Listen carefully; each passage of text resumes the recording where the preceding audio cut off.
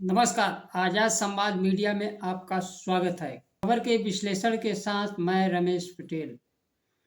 आज का प्रमुख खबर है भारत में लोकतंत्र का नंगा नाच। चुनाव प्रक्रिया में अभी तक तो सांसदों विधायकों को खरीदने की बात सामने आ रही थी, लेकिन आज बहुजन विकास अघाड़ी मोर्चा के कार्यकर्ताओं ने भारतीय जनता पार्टी के राष्ट्रीय नेता को पैसा बांटते हुए पकड़ा। राष्ट्र विधानसभा चुनाव में से पहले जो सरकार बनी थी उसको ईडी और खोखे वाली सरकार कहा जा रहा था कि कथित तौर पर कहा जा रहा था कि 50 करोड़ 100 करोड़ में विधायकों की खरीद फरोख्त हुई थी। इसी प्रकार से प्रदेश की सरकार बनाया गया, कर्नाटक की सरकार को बनाया गया, कांग्रेस की कई सरकारों को पूंजीपतियों और राजनीतिक पार्टियों के दबाव में खरीदा गया और सरकार भी चलाई गई। लोकतंत्र और जनता के मत का अपहरण किया गया।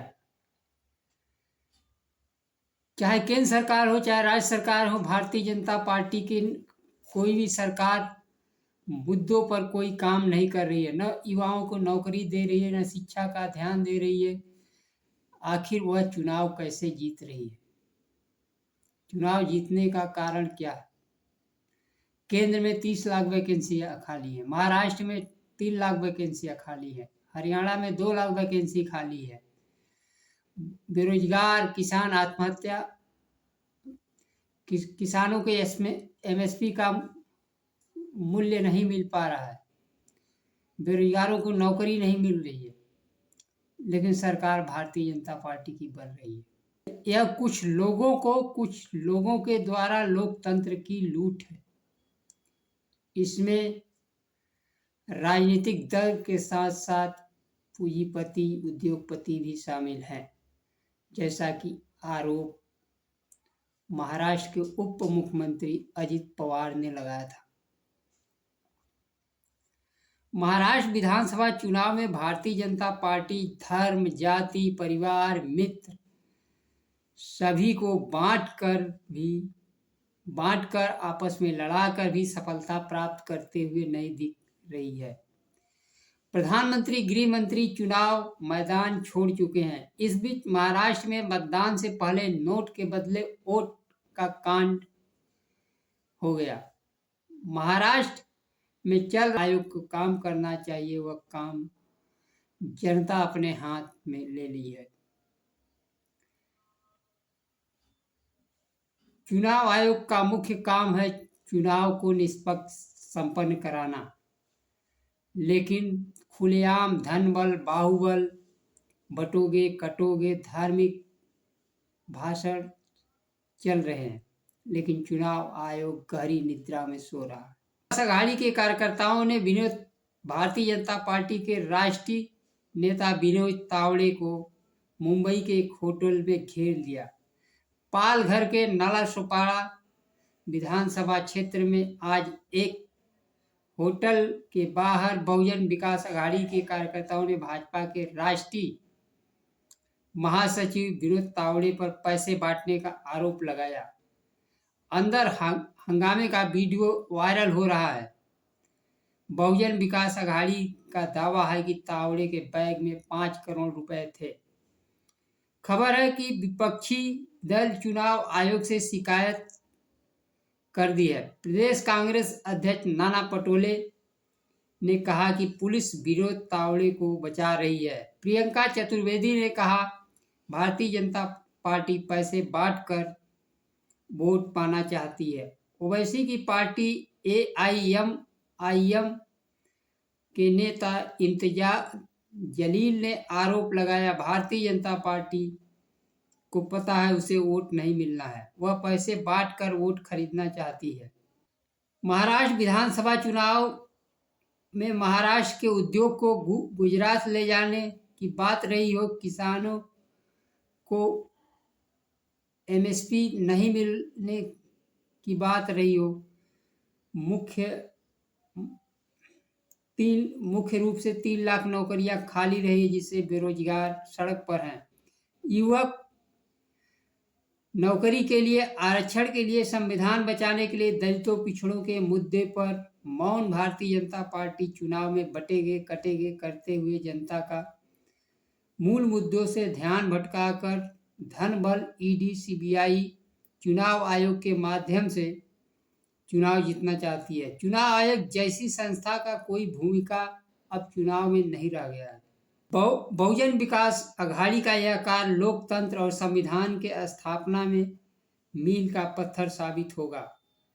महाराष्ट्र के मुख्य चुनाव अधिकारी ने कहा कि एफआईआर की प्रक्रिया दर्ज करने की चल रही है। एनसीपी नेता सुप्रिया सुले ने कहा, यह चौंकाने वाली बात है कि इतनी बड़ी पार्टी का राष्ट्रीय नेता पैसा बांट रहा है। यह किसी भी लोकतंत्र के लिए बहुत खतरनाक है। अगर लोग पैसे बांटकर चुनाव जीतना चाहते हैं तो हम जैसे लोगों को क्या करना चाहिए? कांग्रेस के नेता तथा लोकसभा में विपक्ष के नेता राहुल गांधी ने सोशल मीडिया पर लिखा, यह मोदी जी 5 करोड़ किसके सेब से निकला है? जनता का पैसा लूटकर आपको किसके टेम्पू में भेजा है?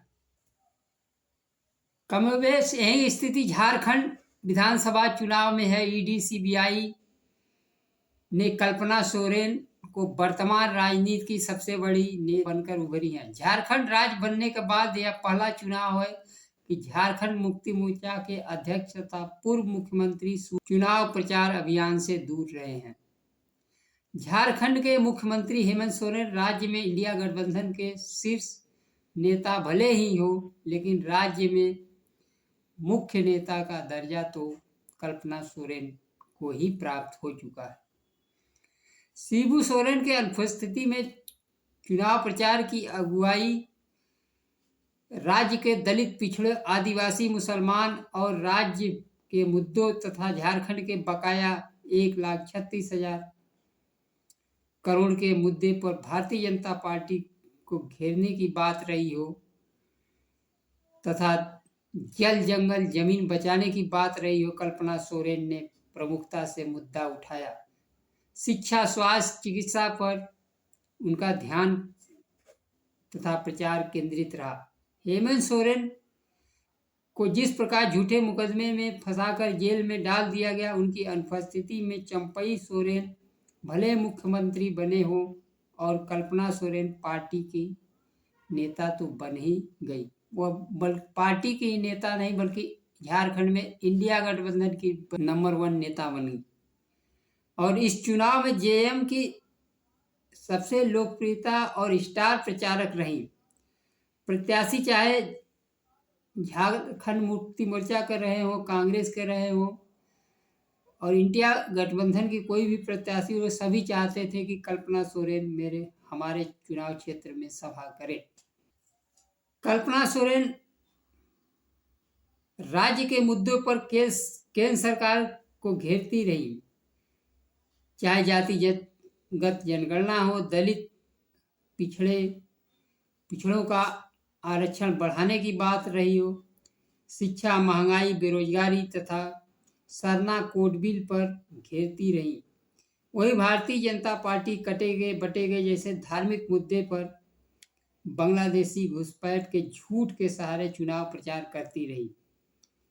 या तो बांग्लादेश से घुसपैठ हुआ ही नहीं, अगर हुआ है तो सीमाओं की सुरक्षा की जिम्मेदारी प्रधानमंत्री, गृह मंत्री तथा रक्षा मंत्री की है।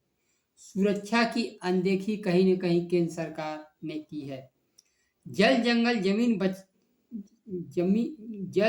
जमीन तथा संविधान और आरक्षण बचाने के लिए यह झारखंड मतदाताओं के परीक्षा की घड़ी है। अडानी का बिजली प्रोजेक्ट तो लगेगा झारखंड में, लेकिन बिजली जाएगी बांग्लादेश और झारखंड के आदिवासी और लोगों को मिलेगा सिर्फ धुआं। महाराष्ट्र, झारखंड तथा पूरे देश में 2 लोकसभा के उपचुनाव सहित विधानसभा के उपचुनाव भी होने हैं। राज्य विधानसभा के चुनाव में मतदान के 24 घंटे से कम समय रह गया। उत्तर प्रदेश की 9 विधानसभा के उपचुनाव को लेकर जिससे निष्पक्ष हो सके समाजवादी पार्टी हमलावर है। समाजवादी पार्टी के अध्यक्ष अखिलेश यादव ने कहा, सरकार के नाकामियों के वजह से लोगों को इतना भरोसा नहीं रह गया कि वे बेखौफ होकर मत डाल सके। जिस प्रकार से पिछला उपचुनाव रामपुर का हुआ था, मतदाताओं को घरों में से ही निकलने नहीं दिया गया था, उसी प्रकार से सुरक्षा की चाक चौबंद व्यवस्था उत्तर प्रदेश सरकार कर रही है। अखिलेश यादव ने कहा कि यह व्यवस्था मणिपुर में होनी चाहिए। यह उत्तर प्रदेश में निष्पक्ष और स्वतंत्र मतदान के लिए चुनाव आयोग को ध्यान देना चाहिए और सुप्रीम कोर्ट को संज्ञान लेना चाहिए, जिससे मतदान बिना प्रभावित हुए मतदाता कर सके। अखिलेश यादव ने जनता से जुड़े मुद्दे को पीडीए के माध्यम से बेरोजगार युवा, किसान, दलित, पिछड़े, सामाजिक न्याय के मुद्दे को उठाया। नौकरियों में तथा एनएसएफ, दलित पिछड़े परीक्षा तो पास कर जाते हैं, लेकिन नौकरी करने की बारी आती है तो एनएसएफ करके नौकरी नहीं दिया जाता। आरक्षण का नहीं करते हुए नियुक्तियां दी जा रही हैं। संविधान के मुद्दे को उठाया। इलाहाबाद में चाहे छात्रों का आंदोलन हो, झांसी में अस्पताल में अग्निकांड में मृत्यु हुए बच्चों का मामला हो, अखिलेश यादव ने प्रमुखता से उठाया।